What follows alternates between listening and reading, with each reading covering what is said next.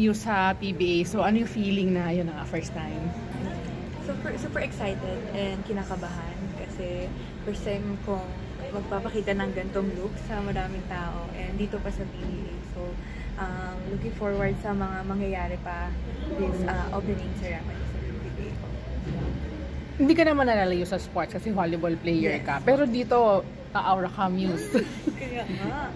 So, mas kinakabahan talaga ako ngayon kaysa maglaro ng finals. Ayan, so kanina sabi ko lang, Sir Mark, kinakabahan ako. Yan. Pero okay lang dahil alam ko namang pinaghandaan to nila Sir Mark, ni Ate Nanamel, alam kong pinaghandaan to ng management namin. So, tiwala ko magiging maganda ang kalalabasan ng looks. Nung nag-ask sila sa'yo na kung pwede ka maging Muse, anong unang reaction mo doon? Ay, ako nag-go na ako agad.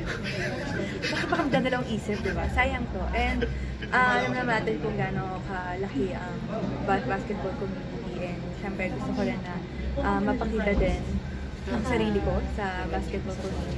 And syempre malaman nila na isa ako sa part ng volleyball community.